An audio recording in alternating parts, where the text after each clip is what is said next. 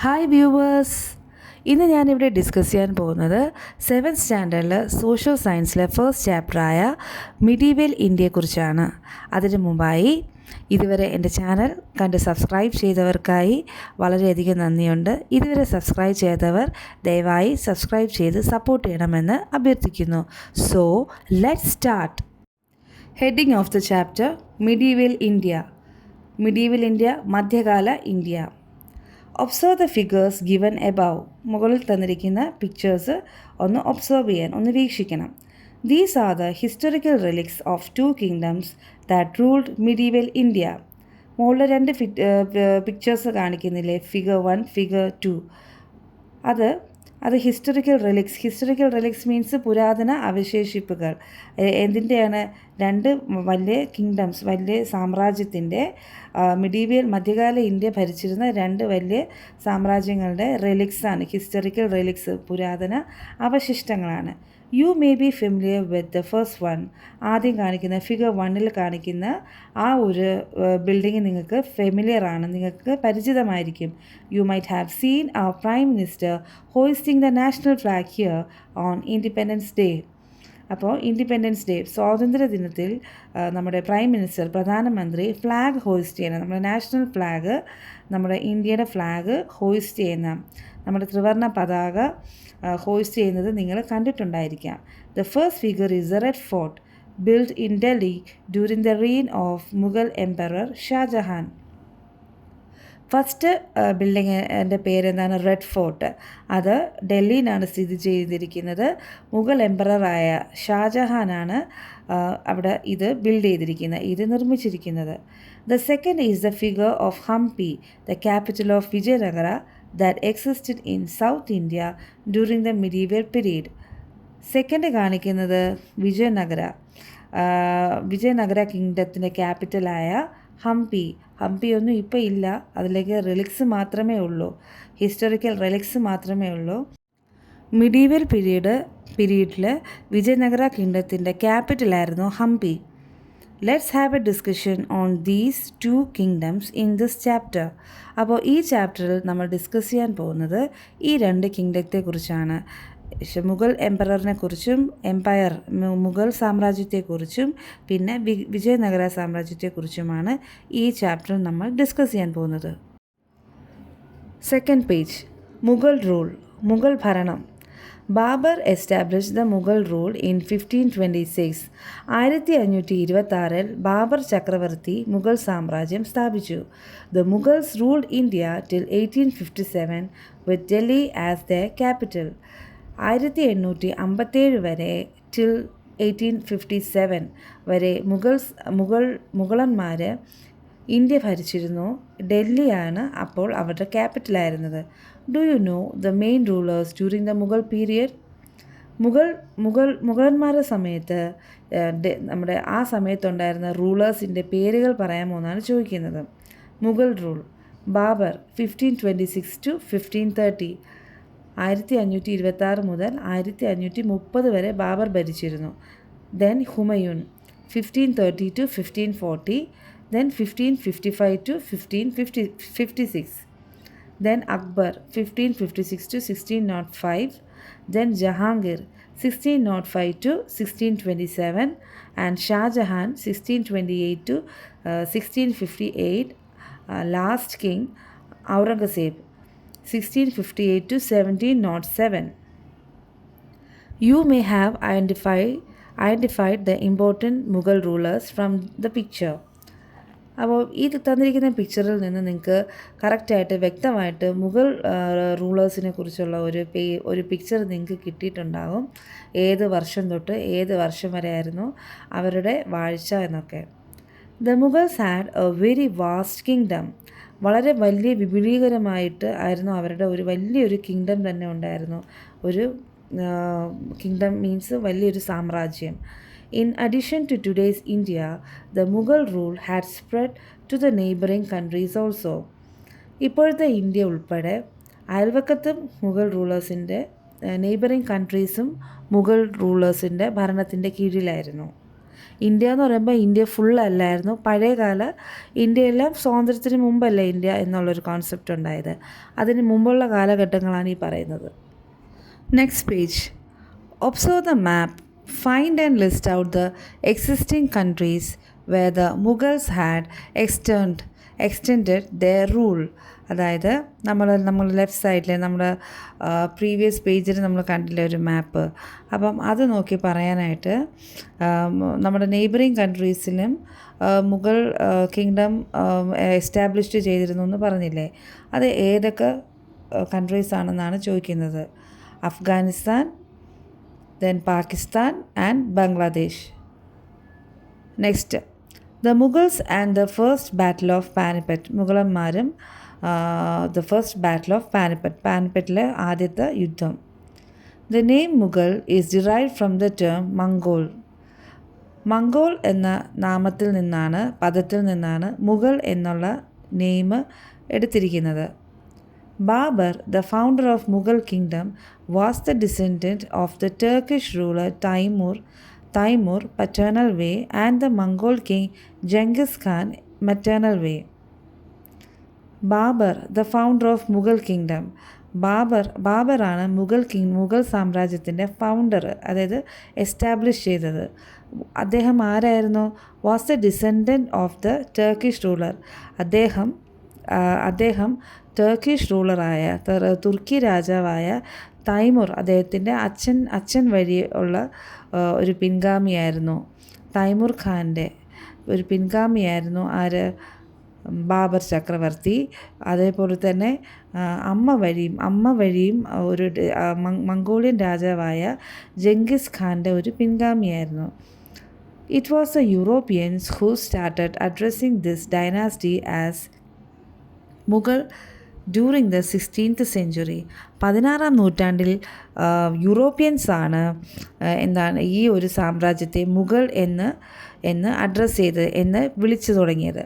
In 1526 Ibrahim Lodhi, the last ruler of the Lodhi dynasty, and Babur, the ruler of Kabul, fought at Panipat in ഹരിയാനയിൽ പാനിപ്പറ്റിൽ 1526 Ibrahim ലോധിയും.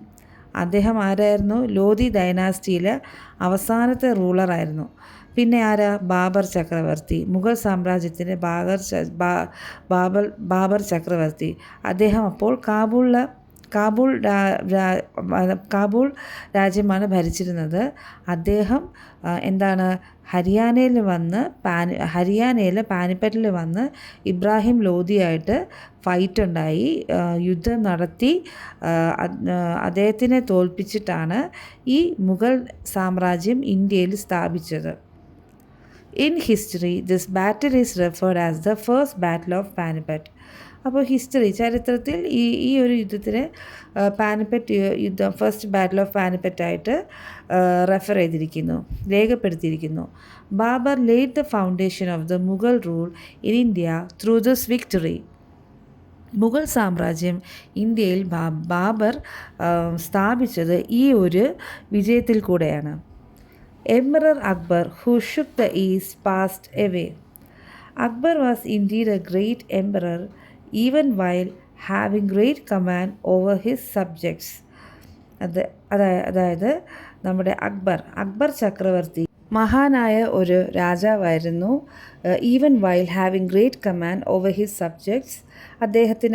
Subjects എന്ന് വെച്ചാൽ ജനങ്ങൾ, പ്രജകളോട് വളരെയധികം കമാൻഡ്, ശാസനകളും എല്ലാം ഉണ്ടായിരുന്നു. എങ്കിൽ പോലും ദേ ഓൾ ലവ്ഡ് ഹിം. ജനങ്ങൾ അദ്ദേഹത്തെ സ്നേഹിച്ചിരുന്നു. റെസ്പെക്റ്റഡ് ഹിം, ബഹുമാനിച്ചിരുന്നു. And was always submissive to him. Submissive means വിധേയത്വമുള്ളവരായിരുന്നു ജനങ്ങൾ അക്ബർ ചക്രവർത്തിയോട്. He administered equal justice without any distinction of high low caste, familiar unfamiliar. അദ്ദേഹം ഭരിച്ചിരുന്നത് ഏത് രീതിയിലായിരുന്നു? അദ്ദേഹം ഭരണം നടത്തിയിരുന്നത് എല്ലാവർക്കും തുല്യ നീതിയായിരുന്നു. ഹൈലോ കാസ്റ്റ്, മേൽജാതി കീഴ്ജാതി, ആ ഒരു രീതിയിലോ, ഫെമിലിയർ അൺഫെമിലിയർ, അതായത് അറിയാന്നുള്ളവർ, നോൺ അൺനോൺ, അറിയാൻ പറ്റുന്ന ആൾക്കാർ, അതായത് അറിയാവുന്നുള്ള ആൾക്കാർ, അറിഞ്ഞൂടാത്ത ആൾക്കാർ, ആ തരത്തിലൊന്നുമല്ല. എല്ലാവർക്കും തുല്യ നീതിയായിരുന്നു. He considered Hindu, Christian, Muslim like. ഹിന്ദുക്കളെയും ക്രിസ്ത്യാനികളെയും മുസ്ലിങ്ങളെയും ഒരുപോലെ കൺസിഡർ ചെയ്തിരുന്നു, പരിഗണിച്ചിരുന്നു. He treated the strong with force and the weak with mercy. അദ്ദേഹം ബലമുള്ളവരെ, സ്ട്രോങ് ആയിട്ടുള്ള ആൾക്കാരെ ഫോഴ്സ് കൊണ്ടും പിന്നെ വീക്കായിട്ടുള്ള ആൾക്കാരെ മേഴ്സി, അനുകമ്പ കൊണ്ടും അദ്ദേഹം നേരിട്ടിരുന്നു, ട്രീറ്റ് ചെയ്തിരുന്നു. അവരെ ആ രീതിയിലാണ് അവരെ പരിഗണിച്ചിരുന്നത്. He was loved by all. അദ്ദേഹത്തെ എല്ലാവരും ഇഷ്ടപ്പെട്ടിരുന്നു. This is an obituary written by the Jesuit priest Pierre Jarric after the death of emperor Akbar. അക്ബറിൻ്റെ മരണത്തിന് ശേഷം പിയറി ജറിക് എന്നൊരു എഴുത്തുകാരൻ അദ്ദേഹത്തിന് ഒരു ഓർമ്മക്കുറിപ്പ് എഴുതിയതാണ്. ഏത് കാലഘട്ടത്തിലാണ്? 1605 സെഞ്ച്വറിയിൽ. What can you understand about the Mughal ruler Akbar from the above note? അപ്പോൾ പിയറി ജറിക് എഴുതിയ എഴുത്തുകാരൻ എഴുതിയതനുസരിച്ച് മുകളിലത്തെ ഒരു പാരഗ്രാഫിൽ നിന്നും നിങ്ങൾക്ക് അക്ബർ ചക്രവർത്തിയെക്കുറിച്ച് എന്താണ് മനസ്സിലാകുന്നത്? Akbar was A powerful ruler. Akbar ഒരു ശക്തനായ ഒരു റൂളറായിരുന്നു, അധികാരിയായിരുന്നു. അടുത്ത 2 പോയിൻ്റ് ഞാൻ ആ റെഡ് മാർക്ക് ചെയ്തിട്ടുണ്ട്. എന്തൊക്കെയാണ്? He administered equal justice without any distinction of high low caste, familiar, unfamiliar. Then third വന്നിട്ട് he considered Hindu, Christian, Muslim alike. Next point, he was loved by all. Next page. In 1575, Akbar built Ibadat Khana in his new capital, Fatehpur Sikri. 1575 Akbar അദ്ദേഹത്തിൻ്റെ പുതിയ ക്യാപിറ്റലായ ഫത്തേപൂർ സിക്രിയിൽ ഒരു ഇബാദത്ത് ഖാന ഉണ്ടാക്കി. ഇബാദത്ത് ഖാന എന്തെന്ന് വെച്ചാൽ scholars and dignitaries of various religions used to gather here. അതായത് അത് ഒരു മീറ്റിംഗ് പോയിൻ്റ് പോലത്തെ. അത് ആർക്ക് വേണ്ടിയിട്ടാണ്?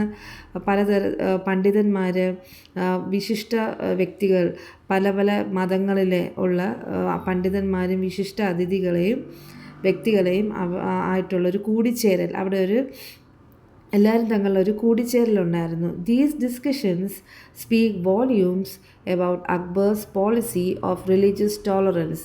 ഇവരെല്ലാവരെയും വിളിച്ചു കൂട്ടി അക്ബർ ഈ മതസഹിഷ്ണുത അതിനെക്കുറിച്ചായിരിക്കും ഇവർ സംസാരിക്കുന്നത്. റിലീജിയസ് ടോളറൻസ്, മതസഹിഷ്ണുത എന്ന് പറഞ്ഞാൽ പല മതങ്ങൾ അവരെ ഒരുമിച്ച് കൊണ്ടുവരിക, അവരെ റെസ്പെക്റ്റ് ചെയ്യുക, അവരുടെ റിലീജിയസ് തോട്ട്സ്, പിന്നെ അവരുടെ കൾച്ചേഴ്സ് അതിനെയൊക്കെ സ്വീകരിക്കുക, അതിനെല്ലാം റെസ്പെക്റ്റ് കൊടുക്കുക. ഇതിനെക്കുറിച്ചുള്ളൊരു ഡിസ്കഷനാണ്. അതിന് വേണ്ടിയിട്ടാണ് ഒരു ഇബാദത്ത് ഖാന ഫത്തേപൂർ സിക്രിയിൽ അദ്ദേഹം നിർമ്മിച്ചത്. Akbar created Din Ilahi, his visionary religion, by combining the good aspects of all religions. ഈ എല്ലാ മതങ്ങളെയും മതങ്ങളുടെയും ഗുഡ് ആസ്പെക്ട്സ്, നല്ല കാര്യങ്ങൾ എടുത്ത് അദ്ദേഹം ഒരു വിഷണറി റിലീജിയൻ ക്രിയേറ്റ് ചെയ്തു. അദ്ദേഹത്തിൻ്റേതായിട്ട് ഉള്ള ഒരു മതം, Din Ilahi. Peace to all or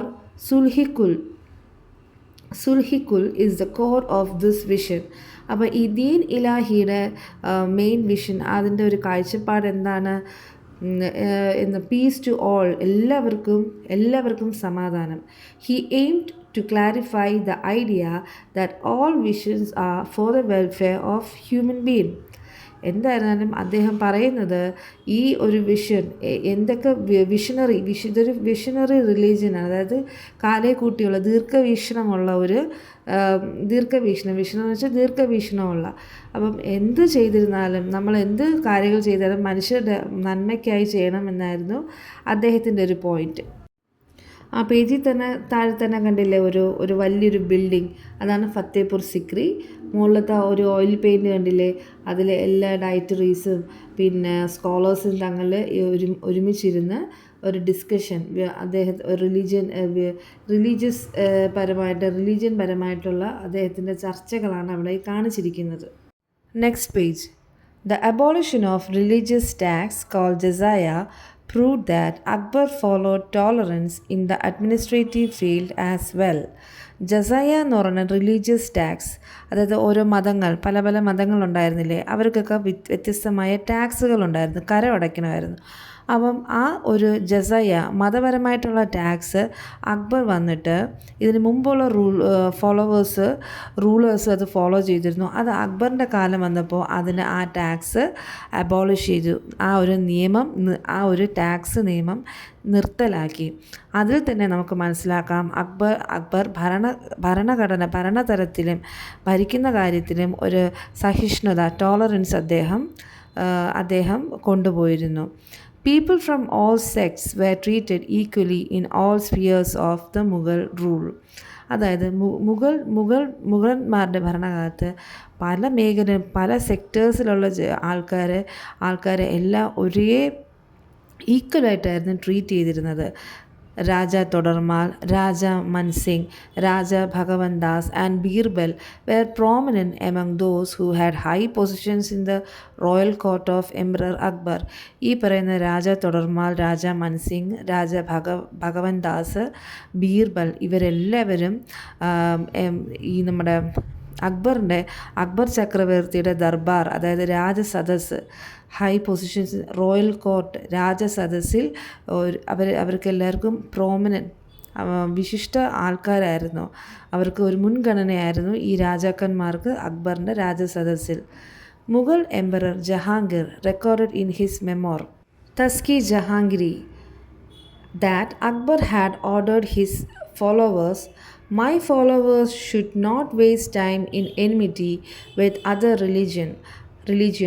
അതായത് മുഗൾ എംപറർ ആയ ജഹാംഗീർ ചക്രവർത്തി അദ്ദേഹത്തിൻ്റെ മെമ്മോർ എന്ന് വെച്ചാൽ ഓർമ്മക്കുറിപ്പായ തസ്കി ജഹാംഗീറിയിൽ അദ്ദേഹം അക്ബറിനെ കുറിച്ച് പറഞ്ഞതാണ്.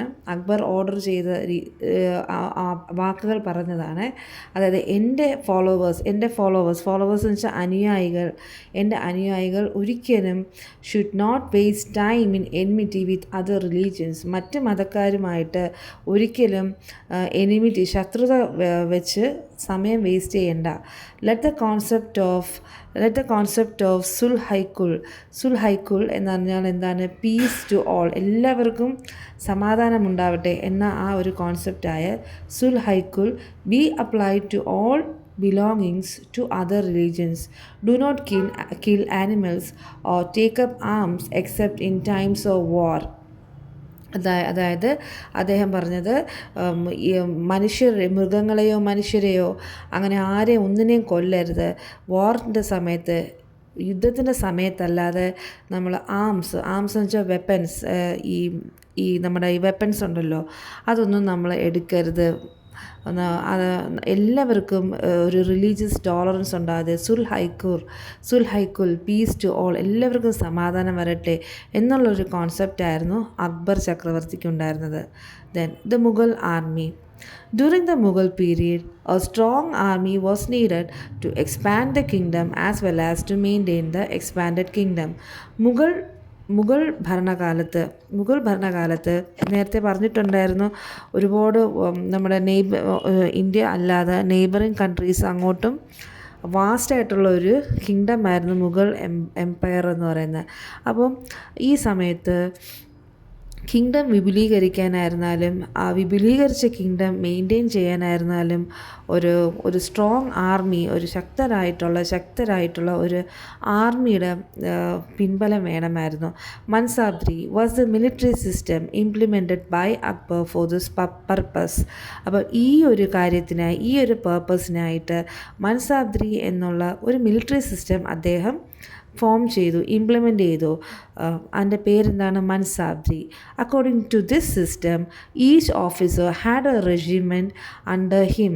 അതായത് ഈ ഒരു സിസ്റ്റം അനുസരിച്ച്, ഈ മൻസാബ്ദി എന്ന് പറഞ്ഞ ഈ പേരിട്ടിരിക്കുന്ന ഈ സിസ്റ്റം അനുസരിച്ച് എല്ലാ ഇപ്പം ഈ മിലിറ്ററി ഓഫീസേഴ്സ് ഉണ്ടാവുമല്ലോ, അവർക്ക് എല്ലാവർക്കും ഓരോ മിലിറ്ററി റെജീം ഉണ്ടായിരിക്കും. എന്ന് പറഞ്ഞാൽ ഓരോ ഒരു കൂട്ടം, അതായത് ഒരു ഓഫീസറിൻ്റെ കീഴിൽ പല കുറേ കൂട്ടം ഓഫ് ആരുണ്ടാവും, സോൾജേഴ്സ് ഉണ്ടാവും, പടയാളികളുണ്ടാവും.